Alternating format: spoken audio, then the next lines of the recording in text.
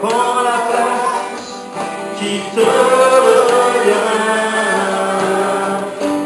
Viens me transformer, viens tout diriger. Prends la place qui te revient. Vois mes bras tendus vers toi. Vois mes bras tendus vers toi. Viens me transformer, viens tout diriger. Prends la place qui te revient. Viens me transformer, viens tout diriger. Prends la place qui te revient. Vois mon cœur, vois mon cœur tendu vers toi. Vois mon cœur tendu vers toi. N'hésitez pas à vous approcher si vous voulez la prière.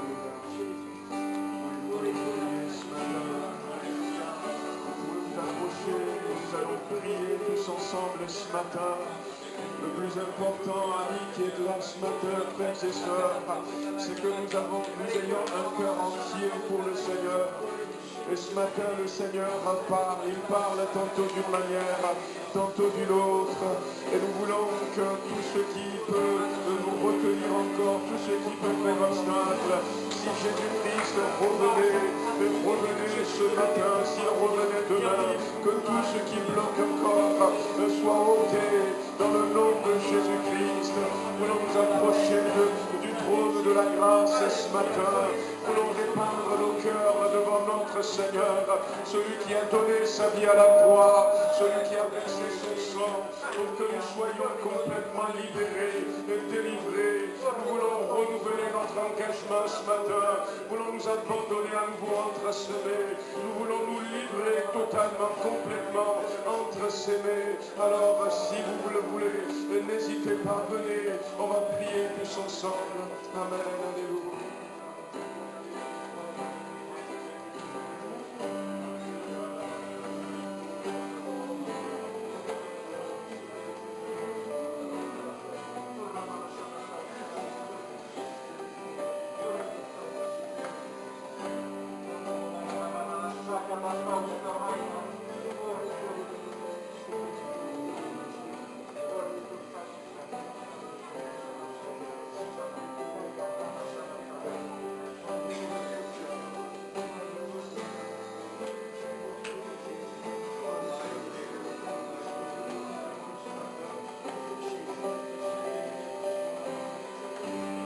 Viens nous transformer, Seigneur Jésus.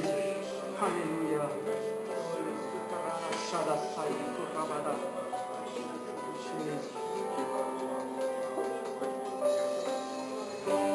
Viens nous transformer, viens tout diriger.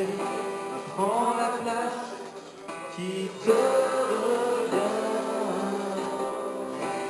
Viens nous transformer, viens tout diriger. Prends la place qui te revient. Vois nos bras, Seigneur. Vois nos bras tendus vers toi. Vois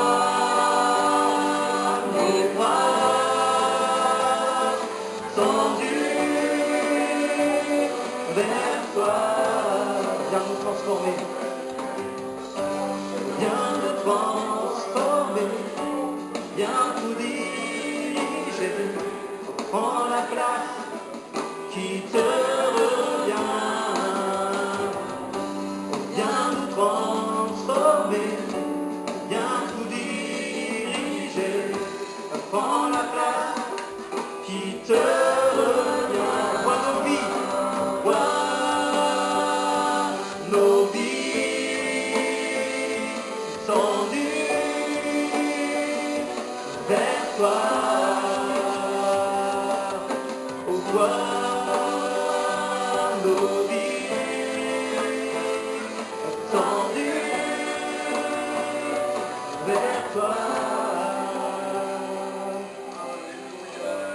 Viens me transformer, viens tout diriger, prends la place qui te revient. Viens me transformer, viens tout diriger, prends la place qui te revient. Toute la place, Seigneur. Amen, alléluia. Bien-aimé, il est important que Jésus-Christ ait la place qui lui revient dans notre vie. Alors, pour terminer ce moment, peut-être que ce serait bien, certains n'ont pas osé venir. Mais la question est que Christ ait la place qui est la sienne dans ton cœur, dans ta vie? Il doit avoir une place importante, la première place, la place du Sauveur, du Seigneur. Est-ce qu'il est véritablement cette place? Saint-Esprit est là et nous conduit de cette manière ce matin. Nous voulons peut-être nous mettre debout pour ceux qui le peuvent et peut-être dire encore, Seigneur, viens prendre la place qui est la tienne dans ma vie. Tout simplement, c'est bien de dédier sa vie une fois de plus à Dieu ce matin, de renouveler son engagement. Seigneur, viens prendre cette place. Il y a tellement de choses que le monde nous propose.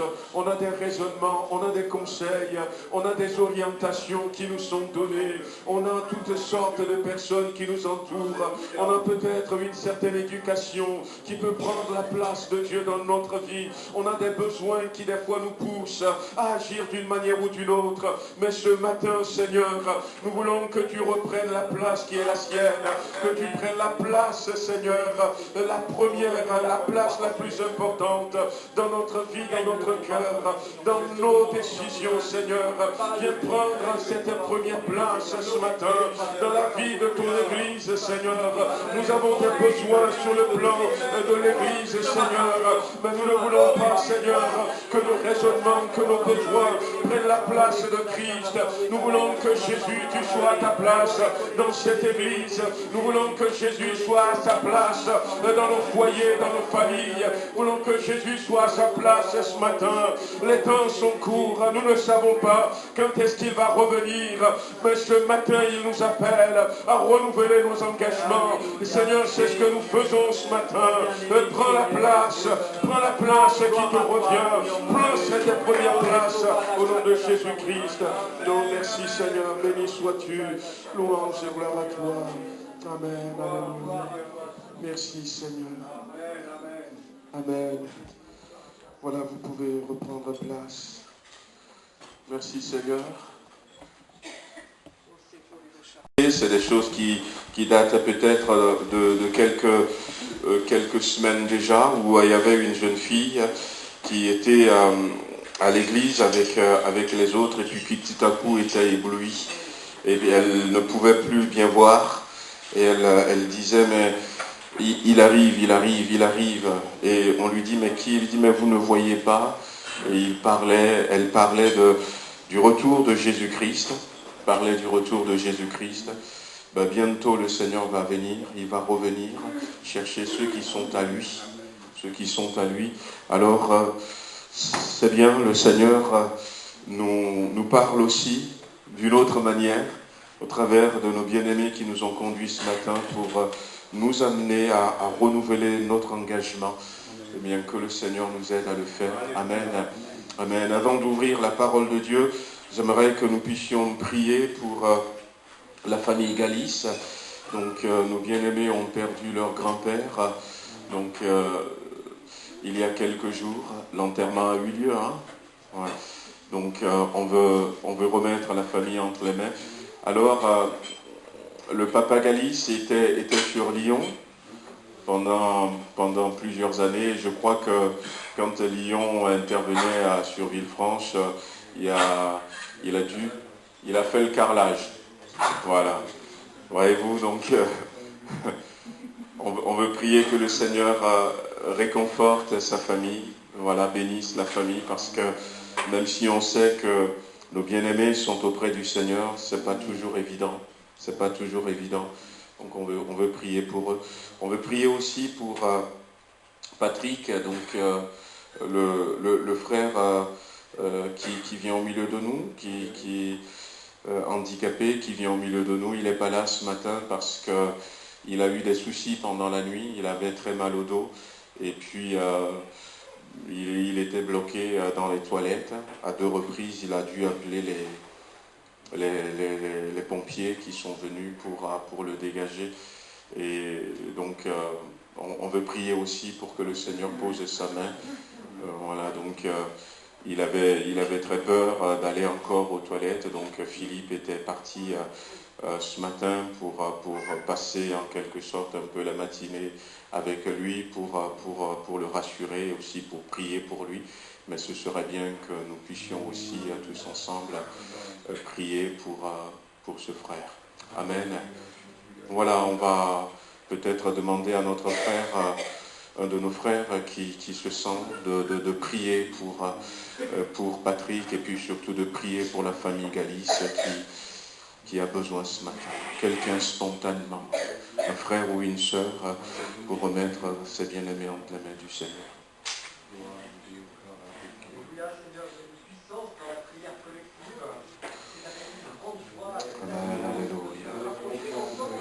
Bénis, Seigneur, bénis nos bien-aimés, pose ta main sur eux.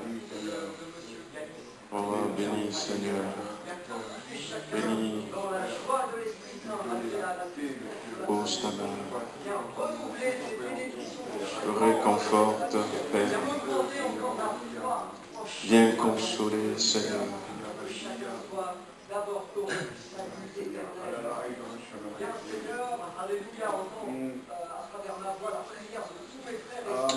Alléluia. Oui, amen.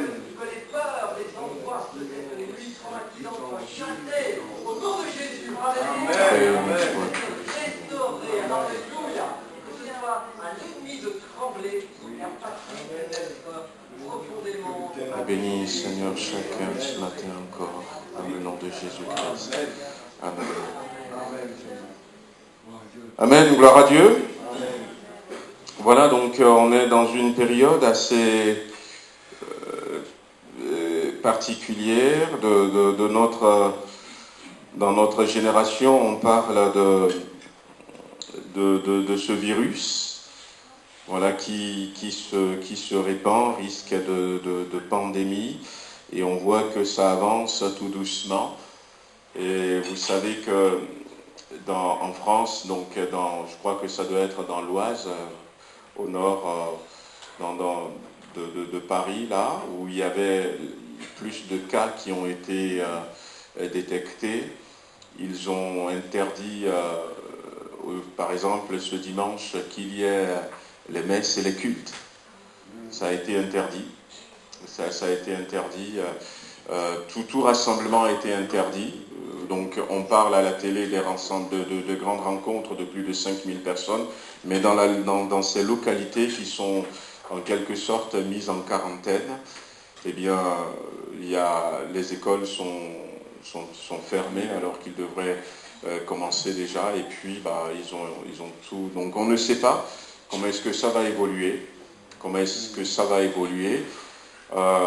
J'ai appris ce matin en arrivant ici qu'il y a eu un premier cas sur Villefranche, donc je ne savais pas.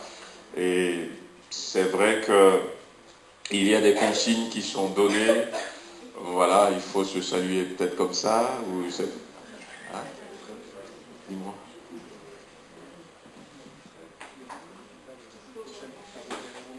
D'accord. Ah, d'accord, on va prier pour lui alors.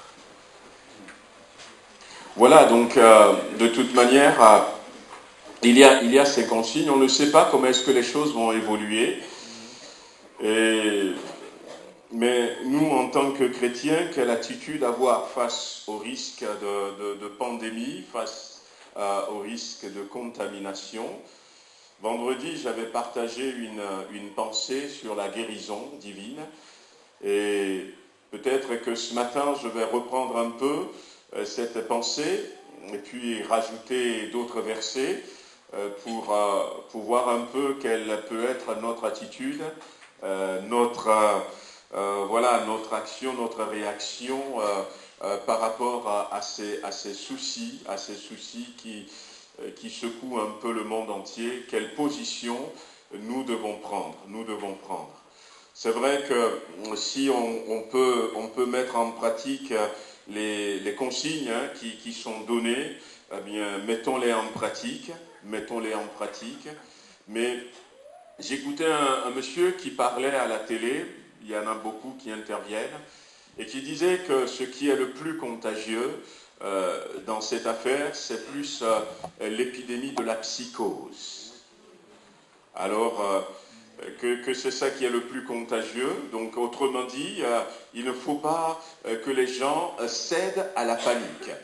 C'est vrai, on a peur pour certains, en disant il ne faut surtout pas que j'attrape ce virus, mais quelle est la position que nous devons avoir à la lumière de la parole de Dieu? Donc on peut lire dans Marc chapitre 2,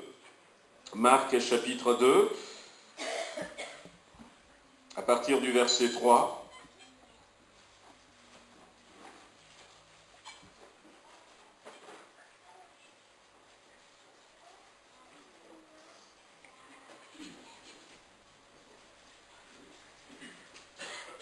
Marc chapitre 2, verset 3 dit « Des gens vinrent à lui, amenant un paralytique porté par 4 hommes, et comme ils ne pouvaient l'aborder à cause de la foule, ils découvrirent le toit de la maison où il était, et ils descendirent par cette ouverture le lit sur lequel le paralytique était couché.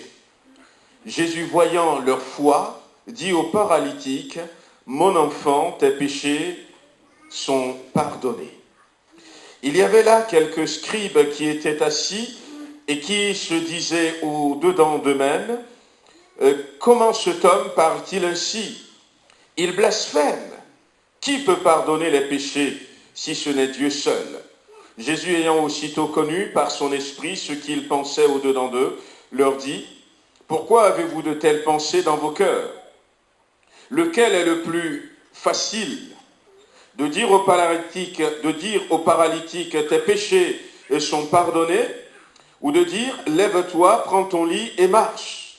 Or, afin que vous sachiez que le Fils de l'homme a sur la terre le pouvoir de pardonner les péchés, je te l'ordonne, dit-il au paralytique, lève-toi, prends ton lit et va dans ta maison.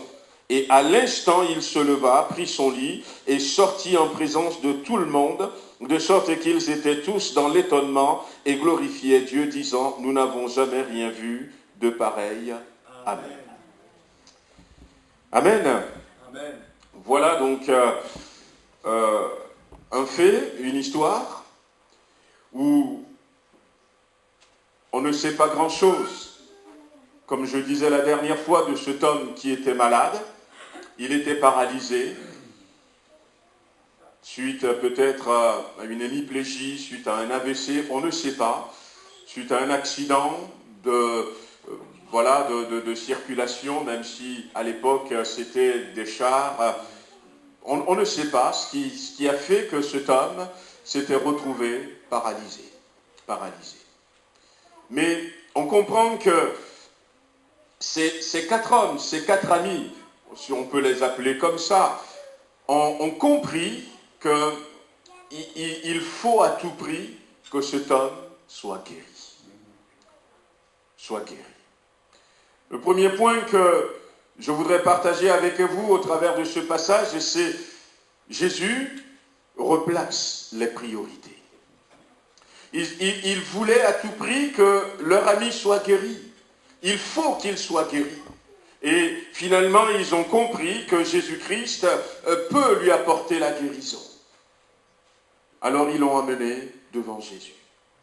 Et ce qui nous montre qu'ils ont envie qu'ils soient guéris, c'est ce que la Bible dit, que quand ils étaient arrivés, il y avait la foule qui était là, ils ne pouvaient pas rentrer, et ils sont montés sur le toit, ils ont cassé le toit, et ils ont descendu leur ami, avec sur son brancard, on peut dire, en quelque sorte. Ils ont descendu, attaché une corde aux quatre coins, ils ont descendu devant Jésus. Ça doit être un trou quand même assez grand. Ils ne se sont pas dit, eh bien, bon, tant pis, ce sera pour la prochaine fois. Non. Et ils sont venus d'où? Jésus était à Capernaum. Est-ce qu'ils étaient de la ville de Capernaum? Est-ce qu'ils sont venus 10 kilomètres plus loin? Est-ce qu'ils ont marché toute une nuit? On ne sait pas. Mais ils ont compris, est-ce que cet homme malade est sur le point de mourir? S'il n'a pas la guérison en ce moment, c'est pour ça qu'ils ont tout fait pour le présenter devant Jésus. Mais toujours est-il que la Bible dit que Jésus a vu leur foi, Jésus a vu leur sacrifice, Jésus a vu tout l'effort qu'ils ont fait, Jésus a vu depuis la distance qu'ils ont parcourue, il a vu la détermination de leur cœur, il a vu ce désir profond. Mais là, Jésus va dire, « Mon enfant, tes péchés te sont pardonnés. » Ah ben mince, nous on l'a amené pour qu'il soit guéri. Non pas pour que ses péchés lui soient pardonnés. Jésus replace les priorités. Le plus important pour Jésus, c'est que nos péchés soient pardonnés. Et c'est pour ça que ce matin, c'est bien de passer ce moment, que le frère puisse faire cet appel en disant « Mettez votre vie en règle ». C'est le plus important. Et même en face de la maladie, en face d'une épidémie, d'une pandémie, en face peut-être d'une situation comme cette situation, Jésus ne veut pas que nous oublions que le plus important, c'est que nos péchés soient pardonnés. Nos péchés soient pardonnés. Jésus dira dans Jean chapitre 5 à cet homme qui était aussi paralysé pendant 38 ans, il voulait être guéri, il n'a pas pu avoir la guérison.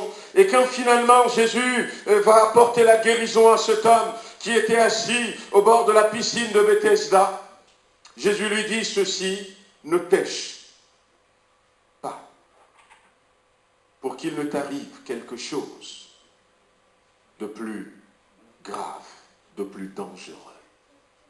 Quelque chose de plus terrible que 38 ans de maladie.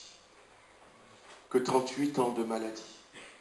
Quelque chose de plus terrible que passer toute une vie dans la solitude. 38 ans, ça fait beaucoup malade. Mais Jésus va nous montrer au travers de la Bible qu'il y a beaucoup plus urgent. Donc, malheureusement, dans notre monde, les gens vont chercher à tout prix la guérison. Et même des fois, en péchant, en condamnant leur âme pour avoir la guérison. Mais quand on vient dans la Bible nous dit... Et d'ailleurs, la Bible montre qu'à un moment donné, Jésus était là et les scribes disaient, mais il blasphème. Qui c'est qui peut pardonner les péchés? C'est Dieu seul. Et Jésus, quand il a su cela, va leur dire, mais c'est lequel le plus facile? C'est lequel le plus facile? De dire tes péchés te sont pardonnés ou de dire lève-toi et marche. Et afin que vous sachiez que le Fils de l'homme a le pouvoir de pardonner le péché, jeune homme, lève-toi, prends ton lit et marche. Et Jésus est en train de dire ici que le plus facile, c'est la guérison.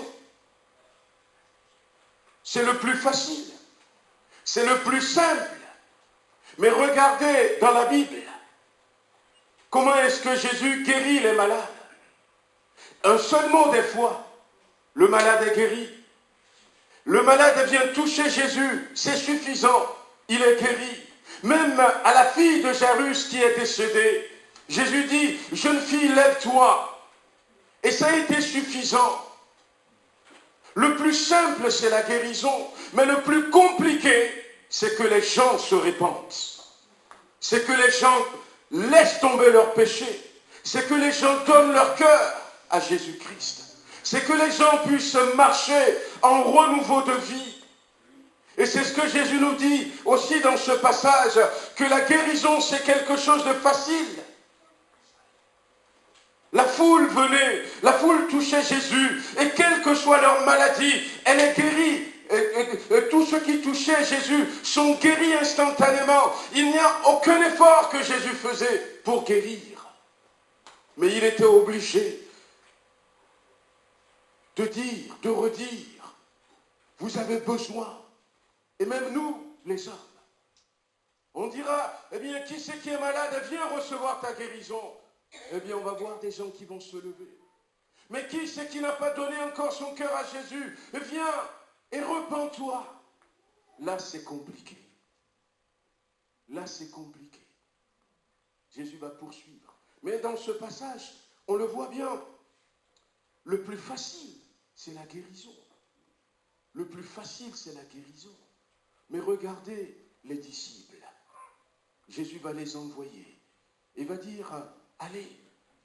Et quand ils sont revenus, ils étaient remplis de joie. Pourquoi? Parce que nous aussi, on a guéri les malades. On a chassé les démons. Une parole de Jésus suffit pour apporter la guérison. Une parole de Jésus suffit pour apporter la délivrance. La Bible dit que Pierre, de même que Jean, ont dit à cet homme qui était aussi paralysé, regarde-nous, regarde-nous. Je n'ai ni or ni argent, mais ce que j'ai, je te le donne. Au nom de Jésus-Christ de Nazareth, lève-toi et marche. Et cet homme qui avait au moins 40 ans, nous disait la Bible, qui était malade depuis longtemps, va se mettre debout et va marcher. Alors la question est, si c'est aussi facile que ça,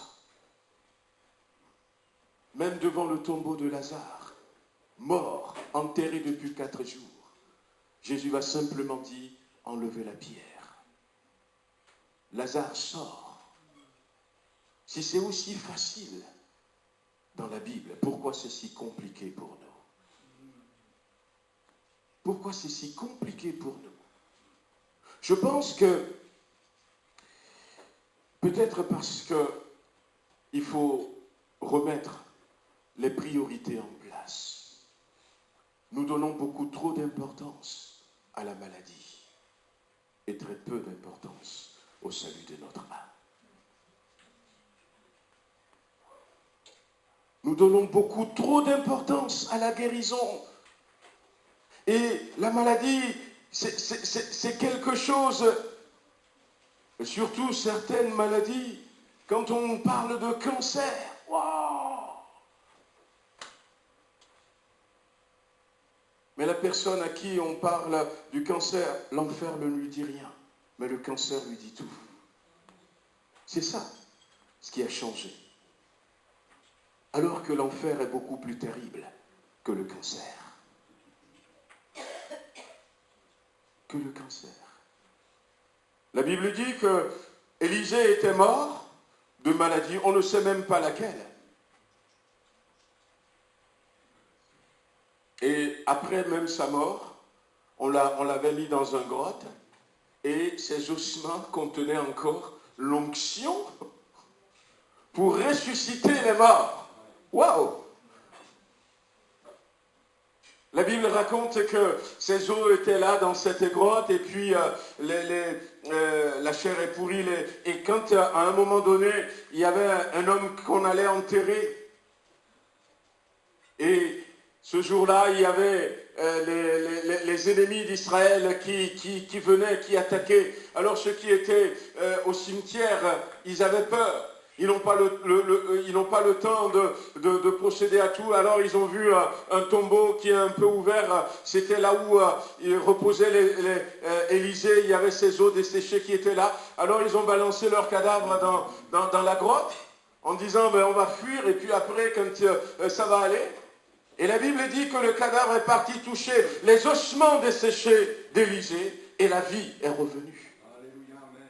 Et du coup, je ne sais pas si l'armée ennemie venait de là, s'ils sont partis par là. Je ne sais pas comment ils vont faire, parce qu'en le voyant courir derrière eux,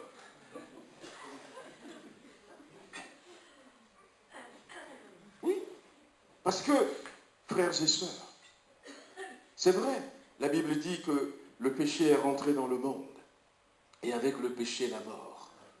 Et l'ennemi va utiliser la maladie pour peut-être nous faire croire que nous sommes finis, nous sommes paralysés. Mais quelle importance est-ce que nous donnons à la maladie? La Bible dit c'était dans Exode chapitre 15. Exode chapitre 15, à partir du verset 23, lorsque Dieu a sorti son peuple de l'Égypte, il est marqué qu'ils arrivèrent à Mara. Mais ils ne purent boire l'eau de Mara parce qu'elle était amère. Et c'est pourquoi ce lieu fut appelé Mara. Et le peuple murmura contre Moïse en disant, « Que boirons-nous » Moïse cria à l'Éternel, et l'Éternel lui indiqua un bois qu'il jeta dans l'eau, et l'eau devint douce. On peut s'imaginer que ce bois, c'est le symbole de la croix. Et l'eau devient douce. Et puis, voici ce que Dieu dit. La Bible dit que, le verset 26, il dit, si tu écoutes attentivement la voix de l'Éternel ton Dieu, si tu fais ce qui est droit à ses yeux, si tu prêtes l'oreille à ses commandements, et si tu observes toutes ses lois, je ne te frapperai d'aucune des maladies dont j'ai frappé les Égyptiens, car je suis l'Éternel qui te guérit. Amen. Et ce que nous lisons là, bon, des fois on le lit comme ça, mais c'était une alliance. Il y a les termes de l'alliance ici, où dans l'alliance, il y a les deux parties. Si tu fais ça, moi je fais ça. Parce que je suis l'Éternel qui te guérit. Et, des fois, on regarde. On dit, mais en tout cas, ce qu'il demande. Et c'est là où on voit la grâce de Dieu. On voit que la croix va intervenir d'abord. Parce que dans ce passage, Dieu dit, si tu écoutes attentivement, écoute attentive la voix de l'Éternel ton Dieu, si tu fais ce qui est droit à ses yeux, si tu prêtes l'oreille à ses commandements, si tu observes toutes ses lois, comment faire tout cela? On pourrait penser que, c'est peut-être pour ça que nous ne sommes pas guéris, parce que c'est compliqué.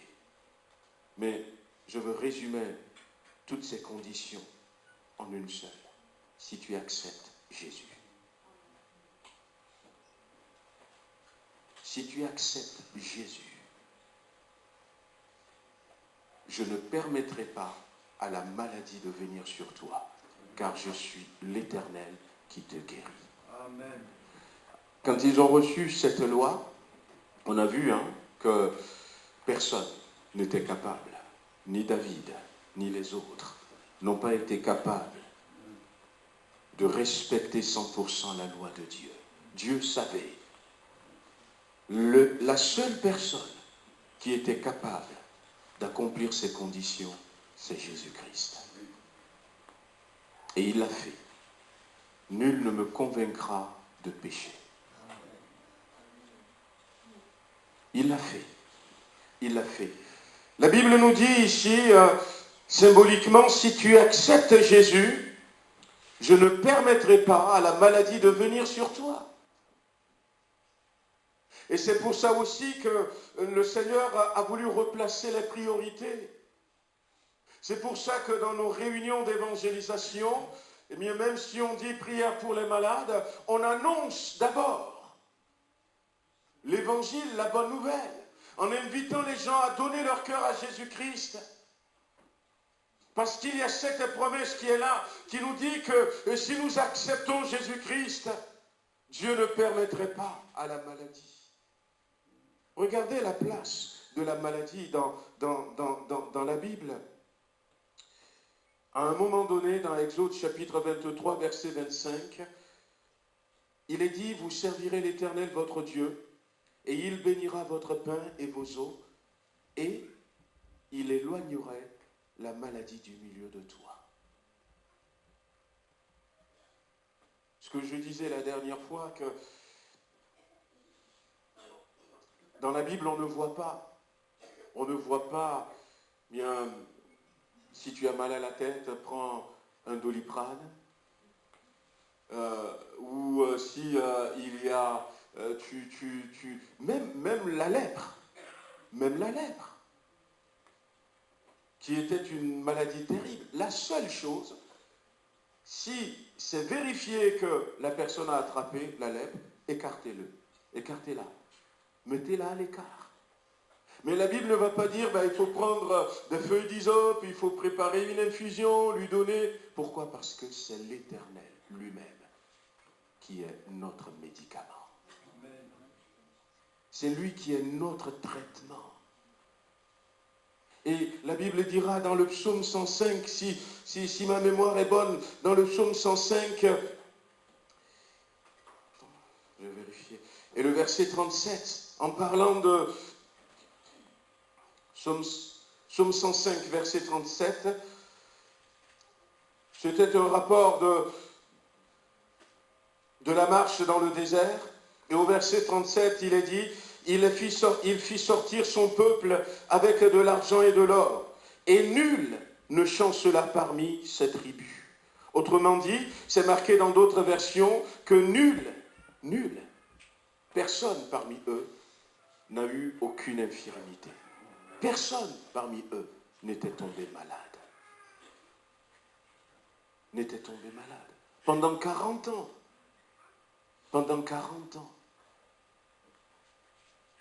Et nous alors, là nous sommes dans l'Ancien Testament.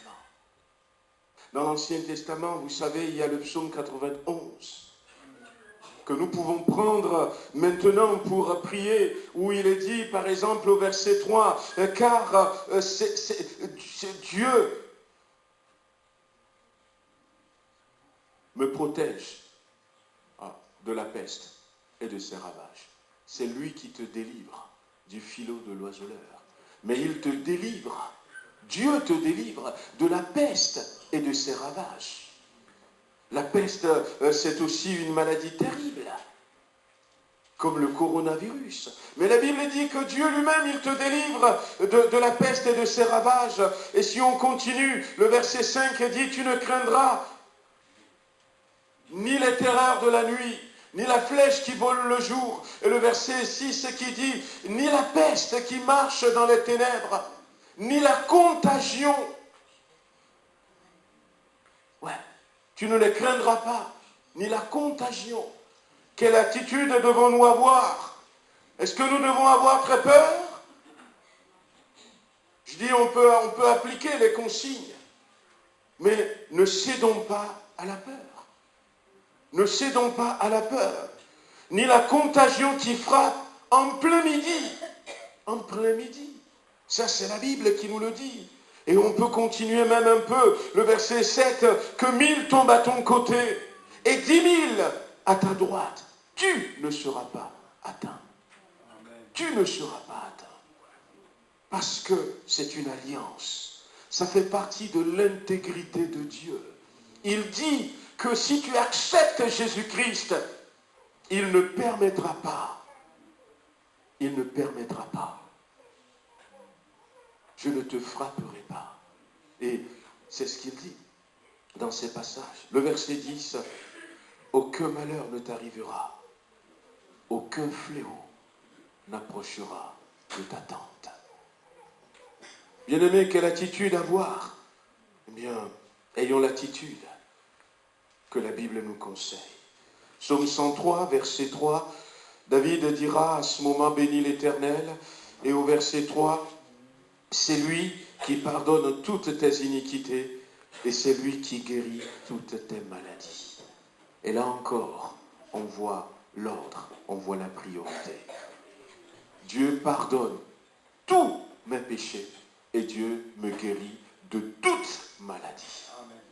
Il n'est pas marqué, il pardonne tes iniquités et il te guérit de quelques maladies seulement. Non, il n'y en a pas qui le dépasse. Il n'y en a pas qui le dépasse. Et le psaume 107, verset 20, cette parole qu'on a citée à plusieurs reprises, où les gens étaient dans la maladie, et la Bible dit, le verset 20, psaume 107, que Dieu envoya sa parole. Il envoya sa parole et les guérit. Et Jésus-Christ, c'est la parole de Dieu qui s'est faite chair, qui est venue. Regardez du temps de Jésus, quand la parole de Dieu s'est faite chair. Eh bien, la Bible dit, Jésus parcourait toute la Galilée. Matthieu 4, verset 23. Il parcourait toute la Galilée, enseignant dans les synagogues, prêchant la bonne nouvelle du royaume. La priorité est respectée. Et guérissant toute maladie et toute infirmité parmi le peuple. Jésus parcourait toute la Galilée. Il allait de lieu en lieu. Il prêchait la bonne nouvelle. Mais derrière, après avoir prêché l'évangile, et je crois qu'il y a des âmes qui se tournaient à ce moment-là vers Dieu, après, il guérissait toute maladie et toute infirmité. Toute maladie et toute infirmité. Et puis, à un autre endroit, il est dit que Jésus parcourait toutes les villes et les villages. Ce n'est pas que la Galilée, toutes les villes et les villages. Matthieu 9, verset 35. Et il va faire la même chose, enseignant dans les synagogues, prêchant la bonne nouvelle du royaume et guérissant toute maladie et toute infirmité. Et lorsqu'il appela les disciples, il leur donna le pouvoir de chasser les esprits impurs et de guérir toute maladie et toute infirmité. Quelle que soit la maladie, Jésus peut nous guérir. Non seulement il peut nous guérir, mais il veut nous guérir. Il veut nous guérir. Il y a quelques temps en arrière, j'en avais parlé, où il y avait les gars de Boko Haram qui attaquaient les églises. Et puis on a reçu le témoignage d'un pasteur. Je n'ai pas pensé parler de ça ce matin, sinon j'aurais pu vous mettre les images, vous allez voir.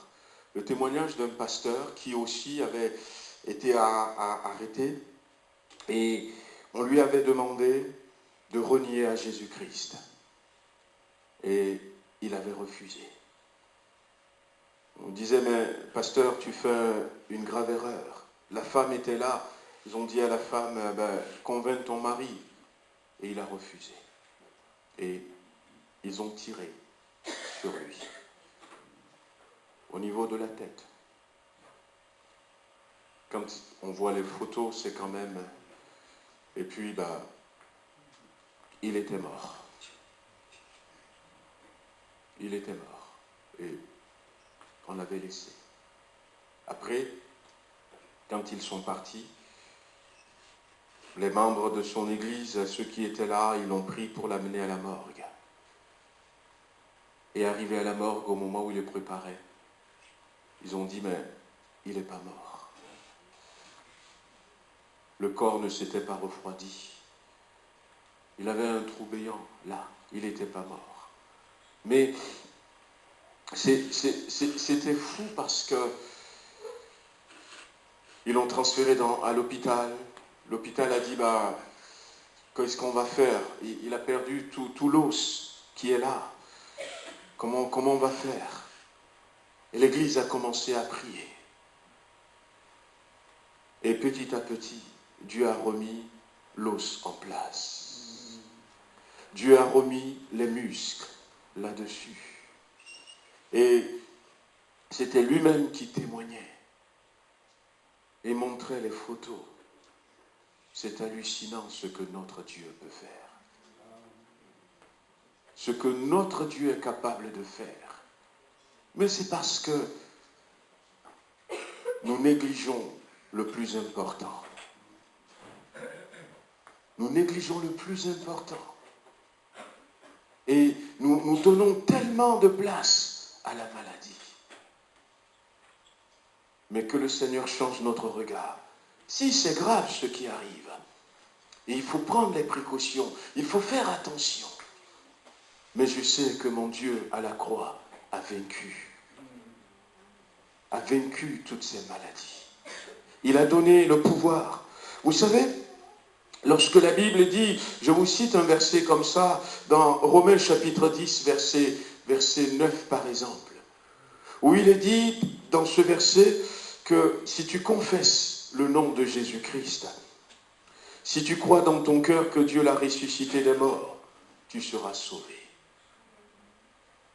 Et puis on prend un autre verset où, par exemple, où il est dit que les gens venaient et touchaient Jésus-Christ. C'est dans les évangiles, dans Marc 6. Le dernier verset, je crois, de Marc 6, verset 56. On prend ce verset et tous ceux qui le touchaient, Jésus-Christ, sont guéris, sont délivrés, quelle que soit leur infirmité, quelle que soit leur maladie. Le mot « tous » était guéri, le mot « guéri » et « sauvé », c'est le même mot dans le grec. C'est le même mot qui dit « sauvé » qui dit aussi « guéri ». Lorsque tu donnes ton cœur à Jésus-Christ, tu es sauvé. Lorsque tu donnes ton cœur à Jésus-Christ, tu es guéri. Si tu donnes ton cœur à Jésus-Christ, je ne permettrai pas que ces maladies viennent sur toi, parce que je suis l'Éternel qui te guérit. C'est le même mot, c'est le même verbe dans le grec, dans le Nouveau Testament. Et selon les circonstances, ils le traduisent en guéri, ils le traduisent des fois en sauvé. Autrement dit, dans le salut que Jésus-Christ nous apporte, il y a la guérison. La guérison fait partie du Pâques. La guérison fait partie du Pâques. Bien-aimés, il n'y a pas de maladie que Jésus-Christ soit incapable de guérir. Ce qui nous manque des fois, c'est aussi de réaliser tout simplement.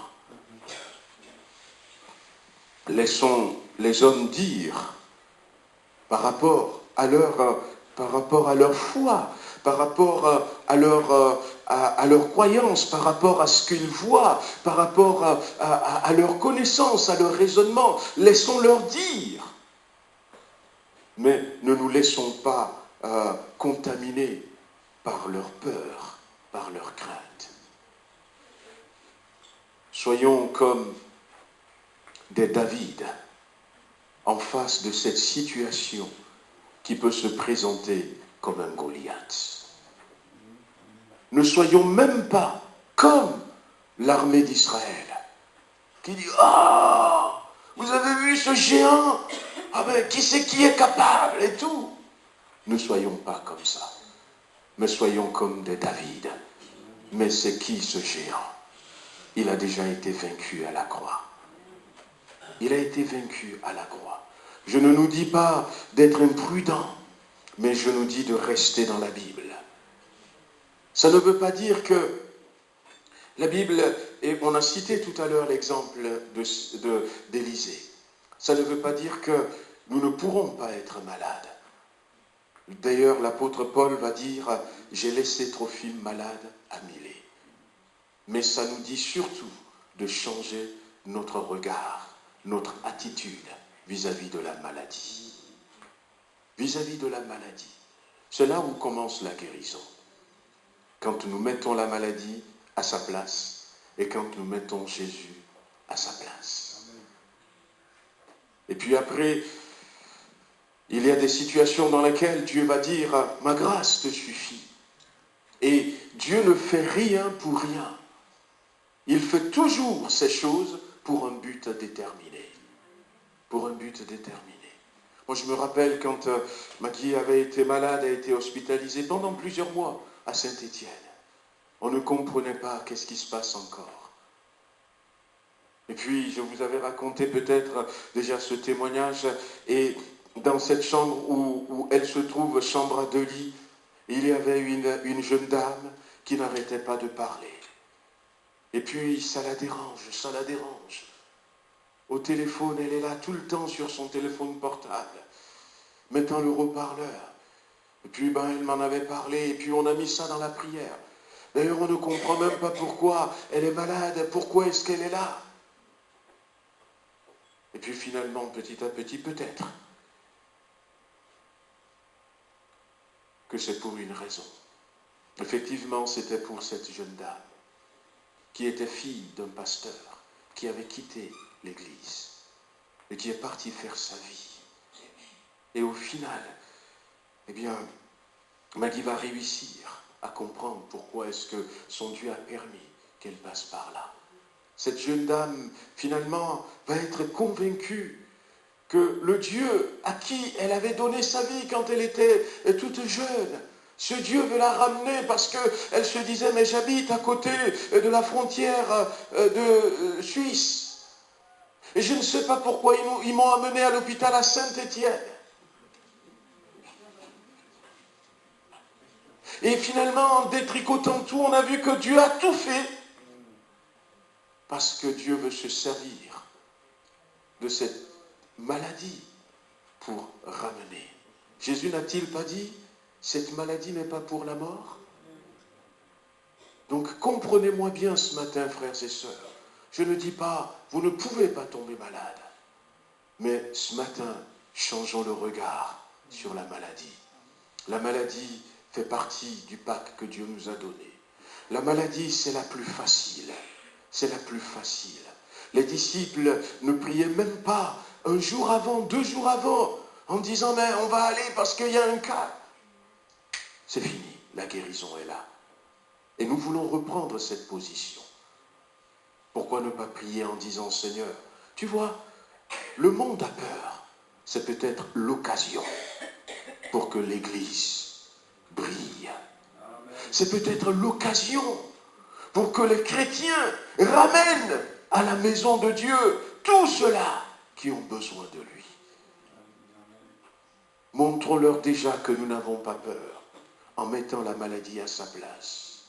Et puis, si nous valorisons ce que Jésus dit en disant le plus important, c'est ma relation avec Dieu. Le plus important, c'est ma consécration, c'est mon engagement. Le plus important, c'est ce que nous allons partager avec les autres. Quelqu'un pourra dire, comme Jésus l'avait dit, il a dit, mais tu sais, il y a quelque chose de plus dangereux que le coronavirus. Ah bon, c'est quoi? Eh bien, c'est l'enfer. C'est l'enfer. Voilà, donc, que le Seigneur nous bénisse. On va prier encore quelques instants. J'ai envie que nous prions quand même pour la France. Amen. Que nous prions pour Villefranche. Que nous prions pour notre Église. Parce que, comme je disais tout à l'heure, si la situation évolue négativement, peut-être que demain on pourra nous dire plus d'église les dimanches. Et nous, ce n'est pas ce que nous voulons. Et nous voulons que le Seigneur intervienne. Amen. Et puis, nous voulons aussi demander au Seigneur de nous aider à reprendre cette position, qui est la position de la Bible. Le chrétien n'est pas tout petit, la maladie très grand. Gardez cette image. Vous êtes des David et la maladie, c'est Goliath. Et ayez demandé à Dieu, chacun, non pas simplement ce soir, même, non pas simplement ce midi, mais ce soir, après-demain. Et Seigneur, donne-moi d'être ce David. Et même, osons dire, Seigneur, tu vois, dehors, il y a Goliath. Et puis, il y a des gens qui ont peur. Mais donne-moi d'être ce David qui va aller vers ces gens qui ont peur et leur dire, mais attendez, au nom de Jésus-Christ, vous allez voir, je vais terrasser ce Goliath. Et prier pour les malades. Mais en étant prudents, frères et sœurs. En étant prudents. Mais ce que nous voulons saisir cette occasion pour que la gloire de Dieu se manifeste. On veut prier aussi particulièrement pour notre frère Israël. Il a rendez-vous vendredi. Il va se faire opérer. Donc, on va prier. Voyez-vous le témoignage que je vous ai donné tout à l'heure de cet homme sur qui on a tiré ce pasteur? Eh bien, Dieu a tout recréé. Dieu a redonné l'os. Et nous voulons que Dieu fasse un miracle dans la vie de notre frère Israël. Amen. Peu importe que ce soit au travers de l'opération ou pas, mais que Dieu fasse un miracle pour notre frère et le rétablisse complètement. Et que Dieu nous bénisse, que Dieu change notre attitude par rapport à la maladie. On prie ensemble, on se met debout pour ceux qui le peuvent. On prie quelques instants et puis après on reviendra pour les annonces et puis pour les offrandes.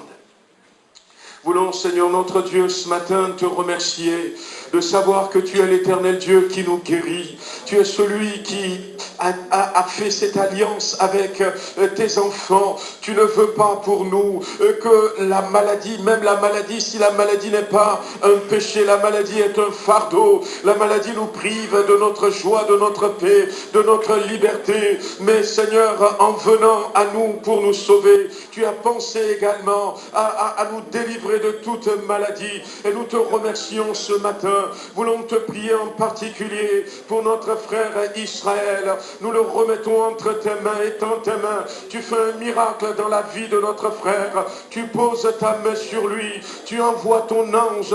Oui, tu envoies ton ange, Seigneur. Réparer déjà tout ce qui a besoin d'être réparé, Seigneur. Tu veux glorifier ton nom. Tu es ce Dieu qui nous a promis la guérison, qui nous a promis la délivrance, toute infirmité, toute maladie. Rien n'est impossible à toi. Oh Seigneur notre Dieu, tu bénis ton Église, tu nous visites en ce moment, tu changes nos regards sur la maladie, tu changes notre attitude en ces moments, Seigneur, qu'il n'y ait pas de psychose, qu'il n'y ait pas de crainte, mais étends tes mains sur Villefranche et guéris, Seigneur, tous ceux qui sont malades, ceux qui sont encore à l'hôpital, atteints par cette maladie, le coronavirus. Nous prions pour eux, Seigneur. Va les visiter. Va, Seigneur, les guérir. Va les libérer dans le nom de Jésus-Christ. Seigneur, qu'il y ait comme un dôme qui couvre la France et la protège contre, Seigneur, une pandémie, contre une épidémie générale. Interviens. Nous te le demandons. Seigneur, nous voulons simplement que tu nous utilises ces temps-ci pour que nous soyons ces témoins pour toi. Oh, merci, Seigneur. Béni sois-tu. Louange et gloire à ton Saint-Nom, au nom de Jésus-Christ. Amen.